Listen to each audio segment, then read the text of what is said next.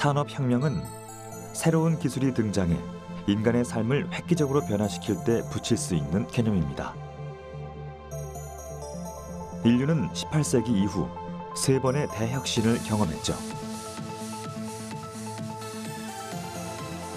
1차 산업혁명 당시 출현한 증기기관은 생산성을 끌어올려 기계적 혁명을 이뤄냈고, 전기를 이용한 대량 생산의 혁명, 컴퓨터의 발전이 이룬 자동화 혁명으로 기술 진보가 이루어졌습니다.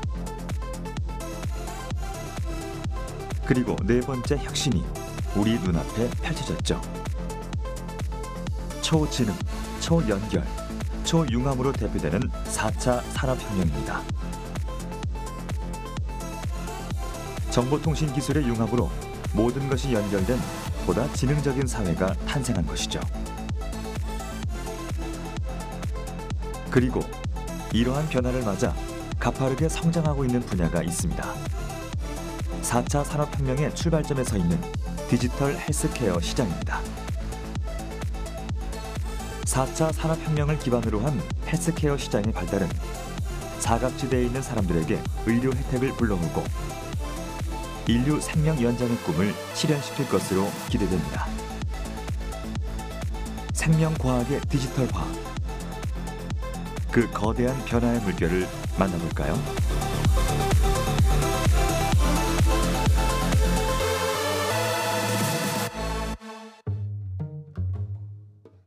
건강하다는 것은 신체적, 정신적, 사회적으로 완전한 밸런스를 유지한 상태를 말합니다.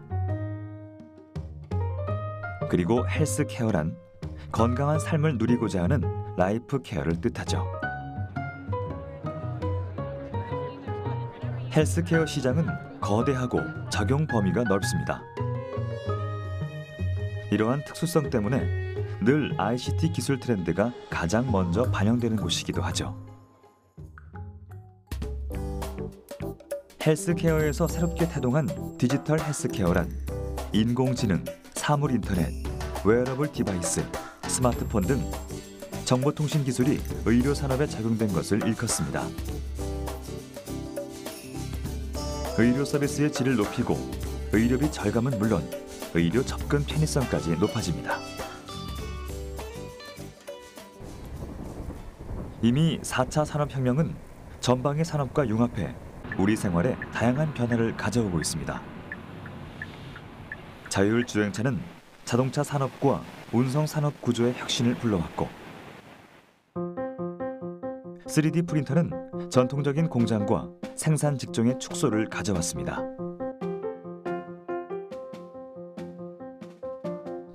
드론은 물류 배송 체계의 변화를 몰고 왔죠. 분야를 막론한 변화의 물결 속에서 의료 기술도 결코 자유로울 수 없습니다. 배경부터 설명을 좀 드려보면요, 그 디지털 기술의 발전이 왜 의료 쪽으로 넘어오게 되었느냐, 결국에 그 인간이란 존재가 데이터에 관한 존재이기 때문인데요. 우리가 먹고 마시고 숨을 쉬고 피가 돌고 체온이 바뀌고 혈압이 바뀌고 혈당이 바뀌고 이런 것들이 결국엔 다 데이터화 가능한 것들입니다. 근데 그런 데이터가 과거와는 달리 이 측정 불가능하던 것들이나 측정 가능하던 것들도 양적으로 혹은 질적으로 훨씬 다른 혁신적인 형태로 측정할 수 있고, 그런 데이터들을 이제 분석하고 해석하고 통합하고 저장하고 공유하고 이런 기술들이 이 디지털 기술 발전들 때문에 혁신이 많이 일어났기 때문에 이제 의료가 그런 부분으로 바뀐다고 할 수 있을 것 같고요. 통계청 수치에 따르면 우리나라 65세 이상 고령 인구의 비율은 급속도로 높아지고 있습니다. 2000년 11%에서 점차 늘어나 2060년엔 40%에 도달할 예정이죠. 이런 고령화 현상은 질병 관리 비용의 증가로 이어집니다. 이미 지난 10년 새 2배가량 증가했죠. 사람들은 이를 해결할 방법을 오랫동안 연구해왔고, 그에 따라 매년 의료기기 시장도 급속히 성장 중입니다. 치료 위주의 의료 산업은 예방과 관리 중심으로 빠르게 변화하고 있죠. 세계적인 IT 기업들도 디지털 헬스케어 산업을 신성장 동력으로 삼고 있는 상황.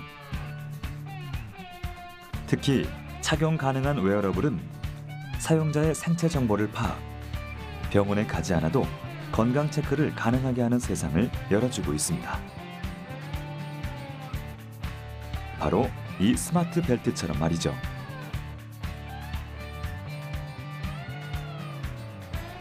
이 벨트형 웨어러블 기기는 버클 부분에 작은 센서를 품고 있습니다. 이 센서가 생활 속에서 사용자의 운동량을 24시간 체크해주죠. 또 자동으로 허리 둘레를 측정하기도 하는데요. 벨트를 착용하면 눈금 위치에 따라 허리 둘레가 설정되고 가속도 센서로 일별 활동량이 측정됩니다. 이를 이용해 건강 상태를 체크하고 만성 질환인 대사증후군을 관리할 수도 있죠. 보시면 허리 둘레나 그날 걸은 걸음수, 그리고 얼마나 앉아 있었는지, 걸은 거리와 칼로리로 이제 변환된 이런 수치들을 애플리케이션을 통해서 볼 수가 있고, 이를 이제 당장 오늘 걸은 것뿐만이 아니라 주별, 월별 이렇게 그래프를 통해서 어떻게 그 변화해 왔는지 이런 것들을 볼 수가 있습니다. 이 정보를 분석해서 그 사람이 best, good, poor 이렇게 건강군, 건강주의군, 그리고 위험군이라는 그 메시지를 신호등의 체계로 3가지 색깔로 이제 사용자가 보고 본인의 생활 습관을 인지하고 개선할 수 있도록 합니다. 그런가 하면 단지 착용하는 것만으로도 자세를 교정해주는 웨어러블 기기도 있습니다. 이 스마트 밴드는 365일 착용자의 자세를 점검해주죠. 잘못된 걷기 습관은 신체의 비대칭과 만성 통증을 유발합니다. 연구진은 걷는 자세를 두 팔의 역학적인 움직임을 통해 분석 가능하다는 사실을 알아냈고, 이를 모션 센서를 통해 구현했습니다. 이렇게 수집된 데이터는 실시간으로 스마트폰으로 확인이 가능하죠. 사용자는 이를 통해 올바른 자세를 취할 수 있습니다.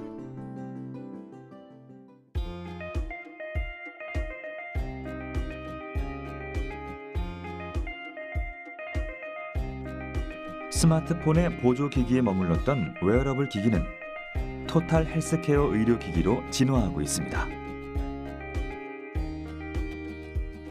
혈당이나 혈압 검사를 하는 간소한 웨어러블 기기는 물론 대형 병원에서나 가능했던 암이나 심장 부정맥, 당뇨 등 각종 질환을 환자 스스로 간편하게 진단할 수 있는 기술까지 속속 등장하고 있는데요.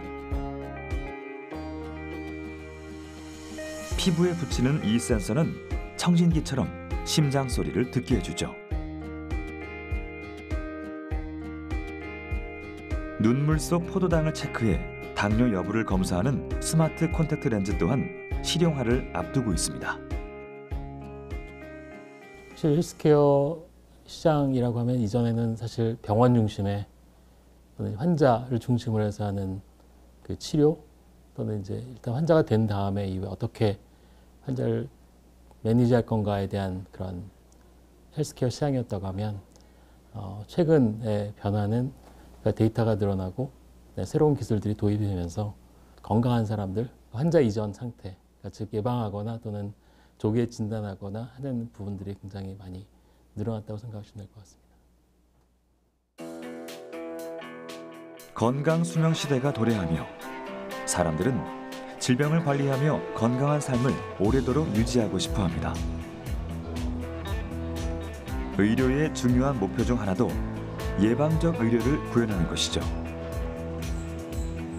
비를 예측하는 일기예보처럼 질병이 발생할 확률에 대비할 수 있게 하는 겁니다. 그럼 4차 산업혁명 시대 디지털 헬스케어가 나아갈 방향은 무엇일까요? 바로 호피의학입니다. 예방의료, 맞춤의료, 참여의료, 예측의료. 네 가지 혁신을 표현하는 단어들의 앞글자를 딴 것이죠.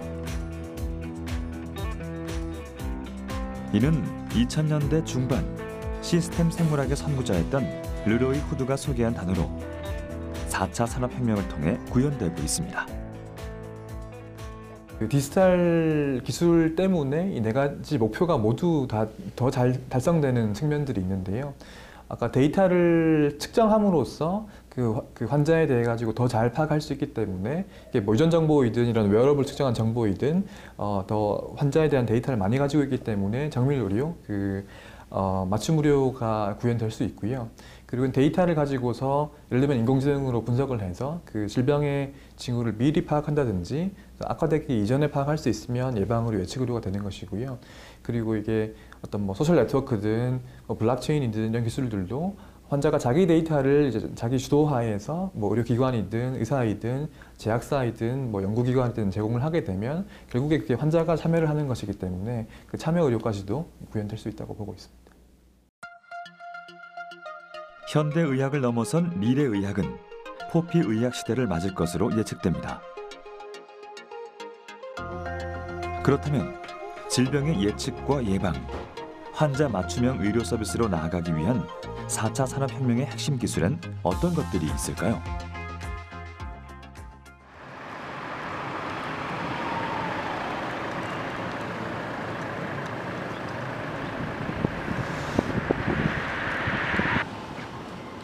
수원에 위치한 치매 지원센터.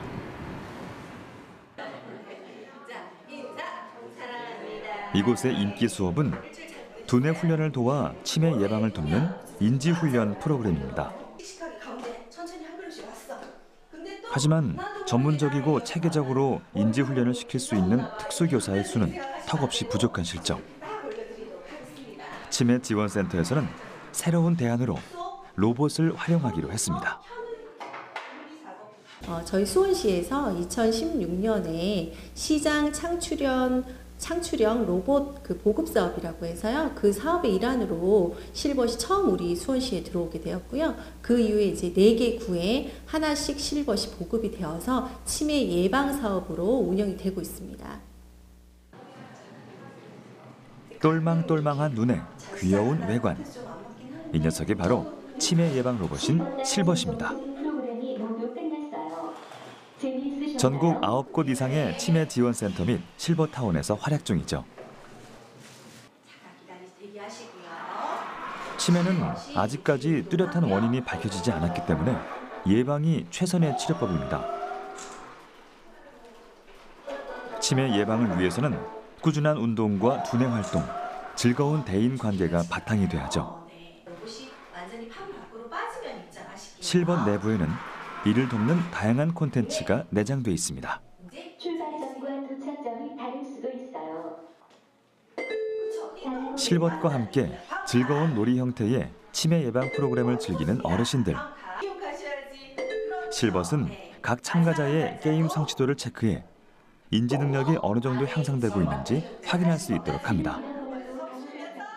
사실 처음에는 로봇이랑 같이 하면 뭐 어려운 거 아니야? 뭐 또 컴퓨터 해야 되면 어려운 거 아니야? 되게 조금 두려움 반, 호기심 반으로 오시긴 하시는데 각 어르신들의 상황에 맞게 그 난이도를 조정할 수 있고 무엇보다 중요한 건 이제 운영하는 도중에 실벗이 같이 추임새도 넣어줘요. 예를 들어서 뭐 어르신들 화이팅 아니면 어르신들 옆에 컨닝하시면 안 돼요. 막 이런 멘트들이 살짝 멘트들이 어르신들이 로봇이 정말 우리랑 같이 함께 하는구나. 그러니까 마음을 조금씩 여셔갖고 전혀 거부감 없이 잘 따라 해주시고 계세요.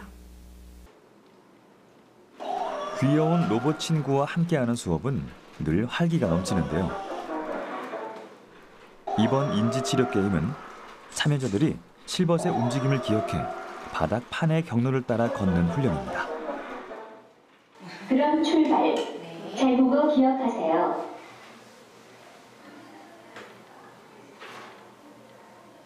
종료 지점이 여기예요. 실벗의 움직임을 집중해서 관찰하고 다시 되새겨보는 어르신들. 완전히 물러나면 입장하실게요. 활동적인 게임으로 집중력을 높이다 보니 실제 사람이 진행하는 것만큼의 훈련 효과를 볼 수 있습니다. 파이팅! 파이팅! 와.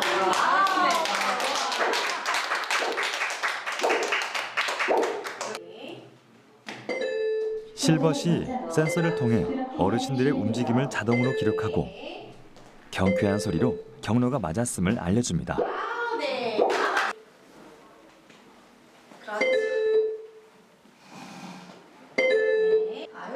간혹 틀렸을 경우 어르신들 파이팅하고 격려를 아끼지 않죠. 이렇게 함으로써 참여자들은 더욱 적극적으로 게임에 참여하고 자신이 해냈다는 성취감까지 느낄 수 있습니다.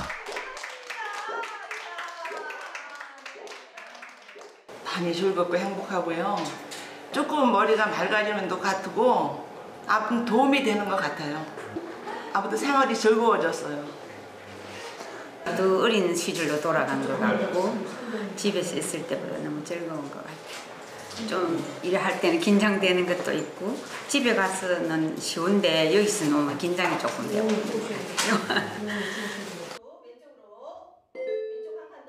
게임을 통해 인지 훈련을 돕는 치매 예방 로봇 실벗. 신경 전문의들은 게임을 통한 두뇌 훈련이 1000억 개의 뇌 신경 세포를 이어 자연스럽게 치매 예방에 도움이 될 수 있다고 말합니다. 치매라고 생각하면 극단적인 경우만 생각하는 경우가 있는데요. 이렇게 노력하면 우리의 그 인지 기능도 조금 향상될 수 있구나. 그리고 혹시나 내가 초기 전조 증상이 와도 너무 두려워하지 않고 숨기지 않고 이런 치매 센터에 와서 치료를 받을 수 있고 운동도 할 수 있구나. 조금 긍정적인 생각을 좀 많이 하시는 것 같아요. 또 주변에서 시선들도 치매 센터가 꼭 치매 환자만 가는 곳은 아니구나. 예방도 할 수 있구나 하는 긍정적인 그런 효과도 있는 것 같습니다. 디지털 헬스케어는 질병 예방뿐 아니라 사각지대에 의료 혜택을 가져다 줄 수도 있습니다. 이 초음파 로봇은 먼 거리에 있는 의사의 움직임에 따라 오차 없이 원격 작동을 합니다. 전문의가 없는 작은 섬이나 산골에 이런 기계가 들어가 있으면 병원선이나 도심의원에서 디바이스를 조작해 환자들에게 진단과 치료에 도움을 줄 수 있죠. 선진국들은 앞다퉈 원격 진료의 상용화를 위해 노력 중입니다. 일본의 경우 2015년 원격 진료를 전면 허용했고 미국, 영국, 독일, 그리고 중국에서도 원격 진료를 포함한 디지털 헬스케어가 활성화되고 있습니다. 그 규모는 앞으로 점점 더 커질 것으로 예상되는데요. 2017년 식약처에서 전망한 전 세계 디지털 헬스케어의 시장 규모는 2013년 600억 달러, 작년엔 1350억 달러, 2020년엔 2340억 달러로 점차 성장할 예정입니다. 의료의 패러다임이 치료에서 예방과 관리로 바뀌며 디지털 헬스케어 시장은 성장했고 다양한 디지털 기술은 새로운 산업을 태동시키고 있습니다. 그중 가장 핫한 기술 분야로 VR을 빼놓을 수 없을 겁니다. 가상현실을 뜻하는 VR은 VR 기기를 통해 현실과 동떨어진 가상의 공간을 체험하는 유저 인터페이스 기술의 하나입니다. 그 대표적인 활용 분야는 교육과 게임이었지만 의료와 헬스케어 분야에도 발빠르게 융합하고 있죠.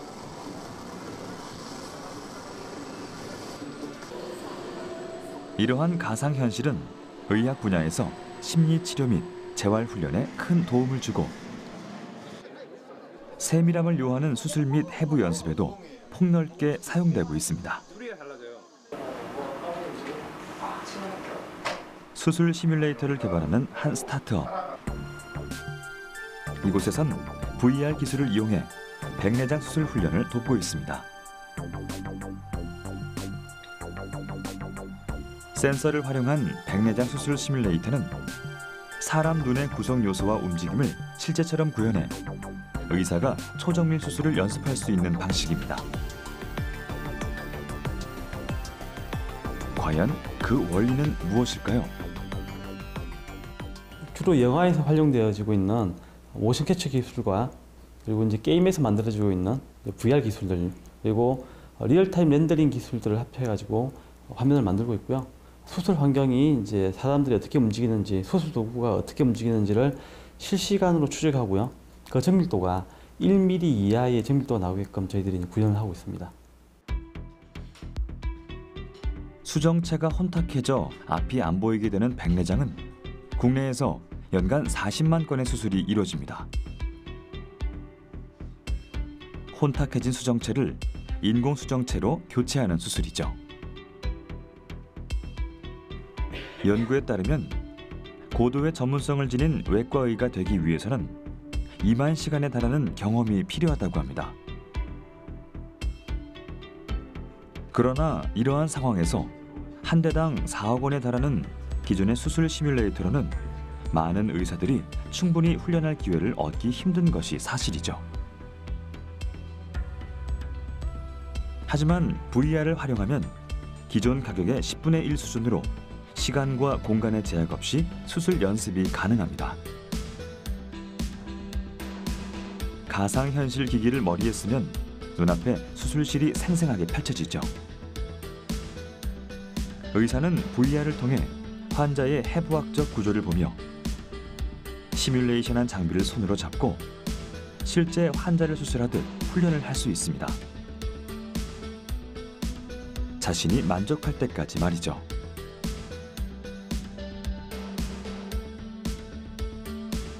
VR을 기반으로 한 수술 훈련은 외과 의사의 수술 훈련과 숙련도 향상에 앞으로 크게 기여할 것으로 기대됩니다.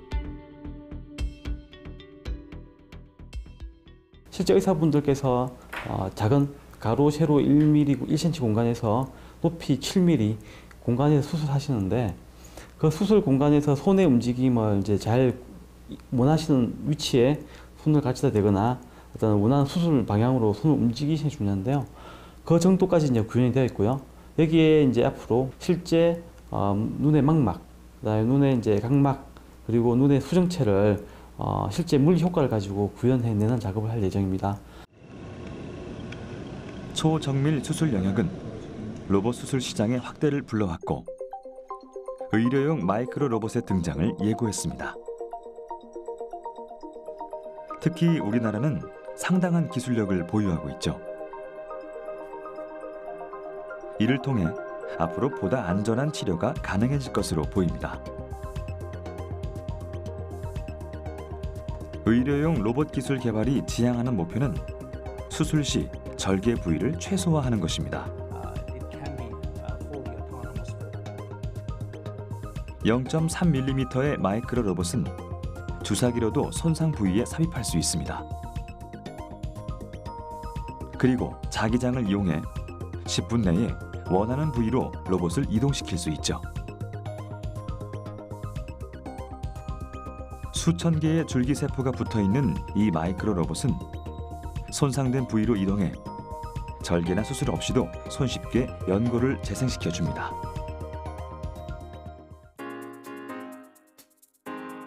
한 대학병원에선 센서를 응용한 재활치료를 시도하고 있습니다. 동작 인식 게임에 주로 사용하는 키넥트 센서가 그 주인공.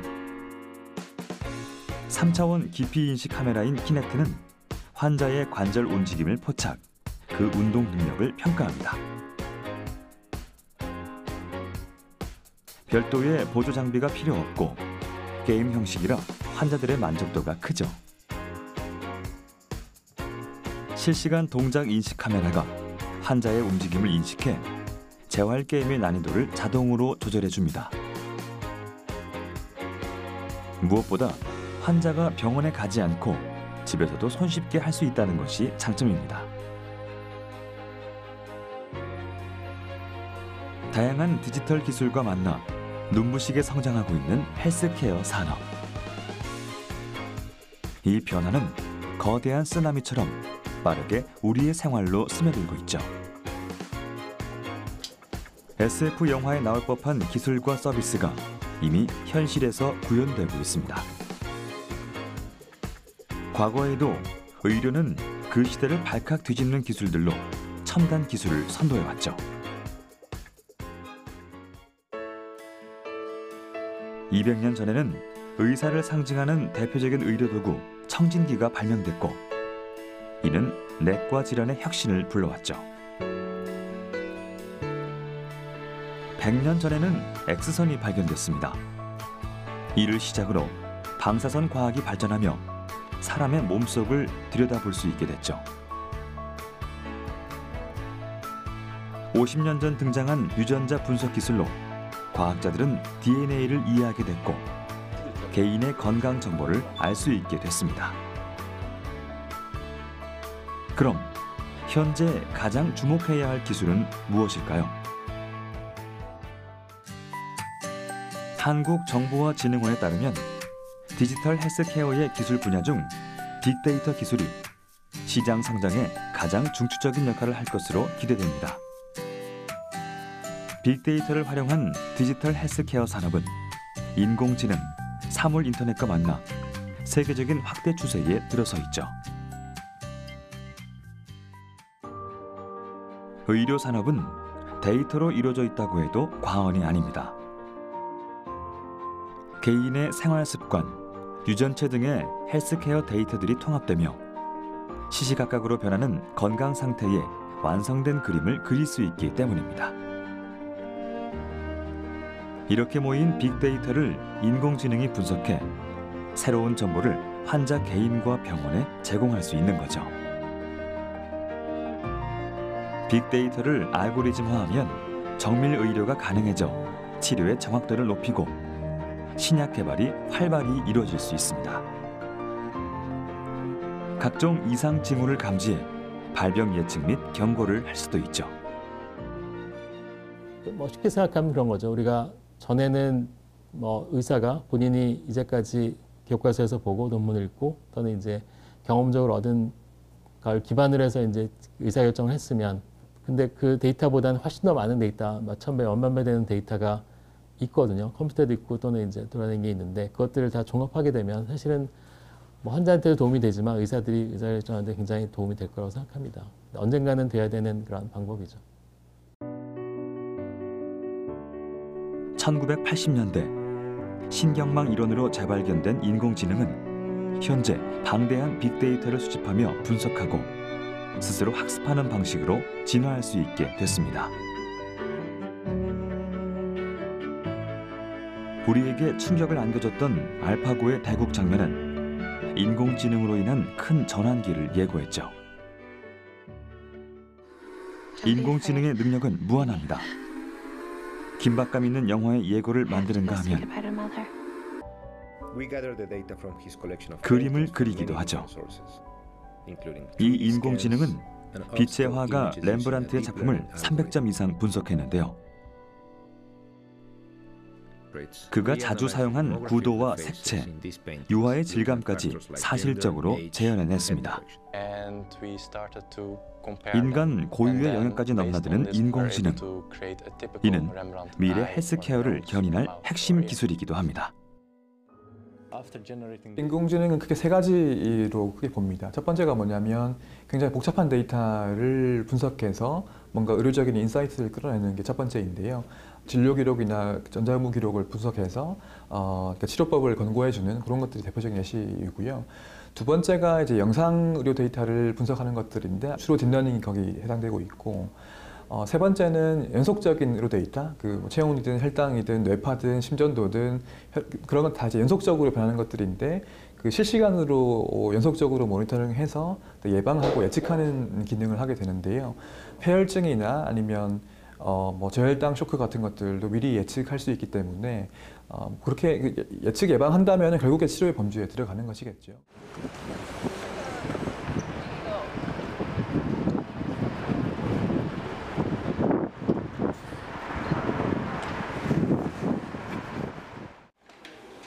국내 인공지능 스타트업인 이곳은 의료 빅데이터를 이용해 새로운 기술에 도전하고 있습니다. 이들은 의료 진단에 있어 인공지능이 의사의 일을 크게 덜어줄 수 있을 거라 예측했죠. 또 인간의 눈으로 놓치기 쉬운 미세한 분석 또한 인공지능에게 더 적합하다고 생각했습니다. 인공지능 기술을 저희가 대략 한 2012년 정도 처음 접하고 그 결과가 굉장히 좀 놀라운 결과들을 나오는 걸 보고요. 이걸 좀 더 혁신적인 곳에 적용하고 싶다라는 생각을 가지고 창업을 했고요. 그래서 그 산업 중에서 가장 좀 보수적이면서도 어떤 기술이 적용돼서 좀 사회적인 파급력이 더 큰 분야를 봤을 때 그게 이제 의료였기 때문에 그렇게 시작을 하게 되었습니다.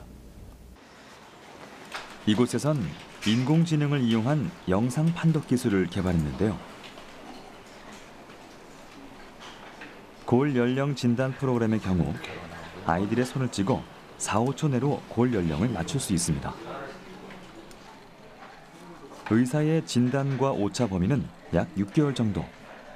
진단 속도는 인간이 따라갈 수가 없습니다. 이로써 성조숙증 여부와 성인이 됐을 때 예상 신장을 예측할 수가 있죠. 엑스레이를 촬영을 하면 병원에서 그 엑스레이가 자동으로 팩스 시스템이라는 곳에 넘어옵니다. 그래서 그렇게 넘어와서 의사 선생님들이 그 팩스 시스템을 통해서 이렇게 판독을 하시거든요. 근데 저희 소프트웨어는 그 팩스랑 연동이 뭐 자유롭게 되도록 돼 있습니다. 그래서 그 연동이 됐을 때 그 병원 시스템이 저희 쪽에 엑스레이를 넘기고요. 이렇게 보시는 것처럼 그 수골 영상인데요. 손의 뼈 영상을 보고 저희가 이제 분석을 하게 되면 자동으로 한 그 1초 내에 분석을 완료를 합니다. 그래서 보시는 것처럼 그 어느 쪽에 이제 AI가 뭘 보고 판단했는지를 이제 그림으로 시각화했고요. 오른쪽에 보시면은 이 레퍼런스들이 있는데 요 뼈의 나이가 예를 들면 지금 7세로 보여진다라고 판단을 한 겁니다. 그러면은 그 의사 선생님 입장에서는 하셔야 될 게 AI가 준 결과가 맞는지 아닌지 정도를 확인하시면은 이제 되는 판독이 끝나는 식의 진료 프로세스를 가지고 있습니다. 딥러닝 기술을 이용해 폐암 진단을 보조하는 소프트웨어도 개발 중인데요. 영상 자료로 환자의 폐암 여부를 분석하고 과거 데이터와 진행 상태를 토대로 환자에게 적합한 치료법을 찾아줍니다. 이를 통해 피로도를 높이는 의사의 반복 작업을 덜어줄 수 있고 눈으로 확인하기 힘든 폐암의 조기 진단율을 높일 수도 있죠. 그 외에도 연구진은 성병 진단 등 각종 질환 연구에 딥러닝 엔진을 확대 적용하는 시도를 멈추지 않고 있습니다. 의료 인력이 부족해 진단 자체가 힘든 개발도상국의 경우 인공지능 영상 판독 프로그램이 많은 생명을 살릴 수 있기 때문입니다. 확실하게 말씀드릴 수 있는 것은 의료의 인공지능은 굉장히 보편화가 될 겁니다. 저희가 지금 단기적인 시장성이라든가 이런 거 고민을 하고 있지만 저희가 여러 가지 기술들을 개발하고 데이터를 보면서 실제로 인공지능이 사람을 도왔을 때 그 효과들은 다 공개 못하는 정보들이 굉장히 많거든요. 그러니까 기존에 어쩔 수 없이 의료 현장이 굉장히 바쁘고 의료 인력이 부족하다 보니까 발생할 수밖에 없는 실수라든가 이런 부분들이 있습니다. 그래서 그 부분들을 저희가 분명히 보완할 수 있고요. 그런 숫자들이 이미 나오고 있습니다. 그래서 저희는 지금은 비록 조금 뭐 여러 가지 어려운 현실들에 좀 있기도 하지만 반드시 온다라는 믿음을 가지고 이 시장을 개척해 나가고자 하고 있습니다. 그렇다면 인공지능이 실제 병원에서 활용되는 모습은 어떨까요? 2011년도 데이터고 국내에서 처음으로 암 진단 및 치료를 돕는 인공지능 왓슨을 도입한 대학병원을 찾았습니다.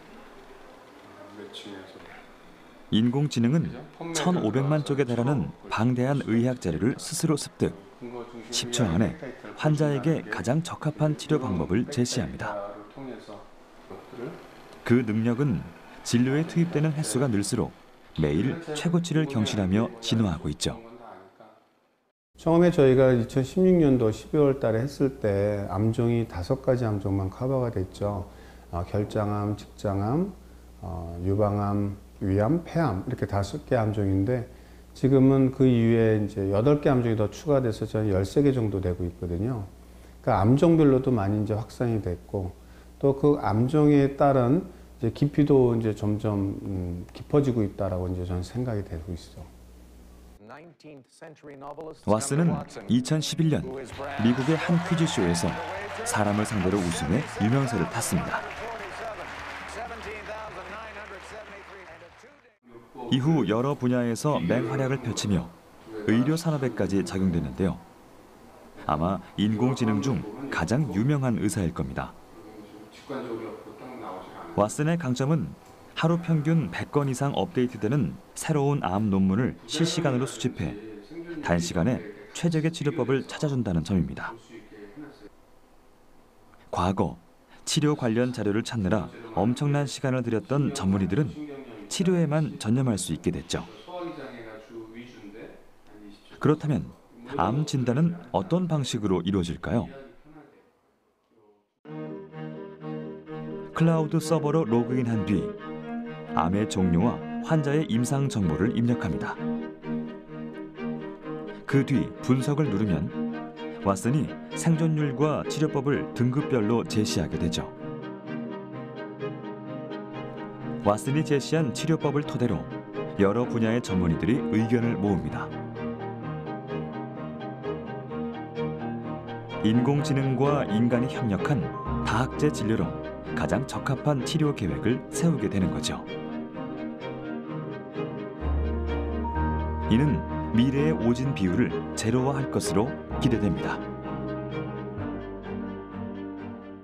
우리가 다학제 진료 시스템도 우리가 미처 생각지 못한 것들을 서로 발견하고 또 최신의 지식을 업데이트하는 역할을 할 수가 있어요. 근데 더불어서 이제 왓슨 포 온콜로지는 이제 실시간으로 업데이트가 되기 때문에 우리가 의료진이 알고 있는 지식에 플러스 더 그것을 보강해주는 역할을 할 수 있고 백데이터, 뭐 생존율이라든지 이런 것들도 시각적으로 보여주면서 이제 일방적인 권고나 어떤 치료 방침이 아니라 이제 환자한테 어떤 부작용이나 치료 결과에 따라서 환자가 초이스할 수 있는, 환자가 선택할 수 있는 그런 기회도 주니까 일방 통행이 아닌 소통의 어떤 진료라고 또 생각이 되는 거예요. 2015년 전 세계 인공지능 헬스케어의 시장 규모는 약 7천만 달러. 5년 뒤인 2020년엔 7억 달러가 넘을 것으로 예상됩니다. 이는 국내 상황도 마찬가지죠. 연평균 70%의 성장률이 전망되고 있는데요. 하지만 의사들 사이에서도 인공지능의 병원 도입은 논란이 많은 사안입니다. 또 제도적으로도 풀지 못한 숙제가 아직 많이 남아있죠. 사실 인공지능이라는 게 생소하기 때문에 더욱이 의료 쪽에서 인공지능을 쓴다는 것에 대해서는 좀 논란이 많이 있었습니다. 그러니까 의사 역할을 대체하는 거 아니냐, 약간 위협도 있었고요. 아니 아무리 AI라고 해도 어떤 사람의 목숨을 다루는 그 의료에서 이걸 도움이 가능하냐라고 좀 논란이 많았죠. 근데 그거를 사실은 식약처에서도 이런 논의를 거의 3년 가까이 했었고요. 지금 왓슨 포 온콜로지는 그 의료기기에 등록되어 있지는 않거든요. 이제 그 이유가 이제 의료기기를 이제 신청하려고 그러면 어느 정도의 기간이 필요하겠죠. 근데 아시겠지만은 왓슨 포 온콜로지는 거의 실시간으로 업데이트되고 1년에 몇 번에 걸쳐서 암종이라든지 그 심도가 깊어지고 있어요. 그러니까 그거에 따라서 계속 우리가 신청을 했을 때 그 허가나 신청이 그걸 따라갈 수가 없는 거죠. 많은 논란 속에서 작년 AI 의료기기 인허가 가이드라인이 통과됐습니다. 이를 시작으로 디지털 헬스케어의 첨단 기술들을 창의성 있게 활용하기 위해 어떻게 또 얼마나 통제할 것인지 고민해야 할 시기입니다. 그 밖에도 데이터의 보안이나 개인정보의 안전성 문제도 기술의 창의성이나 활용성을 해치지 않는 적정선에서 제도적인 정비가 시급합니다. 다보스 세계경제포럼 의장인 클라우스 슈밥은 4차 산업혁명이 이미 시작됐으며 그 변화는 예측할 수 없을 정도의 속도로 진행되고 있다고 이야기했죠. 막을 수 없는 변화의 물결 속에서 디지털 헬스케어는 어떤 모습으로 우리 앞에 펼쳐지게 될까요? 디지털 헬스케어나 디지털 의료의 미래가 뭐냐고 하면 결국에 그 디지털이라는 말을 떼어내는 것이거든요. 과거에는 보시면 그 의료의 역사를 보더라도 새로운 기술이 계속 접목되고 혁신들이 일어났다가 시간이 지나면 아주 당연시하게 그게 의료 속으로 편입이 되게 됩니다. 시간이 지나면 자연스럽게 이게 일상적인 의료 속으로 도입되고 편입이 되어서 어떤 평균적인 진료가 될 것으로 이제 보고 있습니다.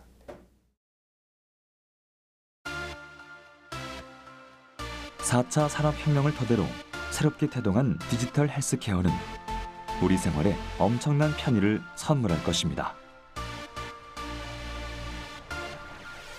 사람들은 일상 속에서 지속적으로 자신의 건강을 모니터링할 수 있고, 인공지능과 의료진은 우리의 데이터를 분석해 질병을 예측하고 최적의 치료법을 계획해 주겠죠. 이제 의료 사각지대에 놓인 사람들도 점차 줄어들 것입니다. 상상을 넘어 누구나 의료 혜택을 누릴 수 있는 세상.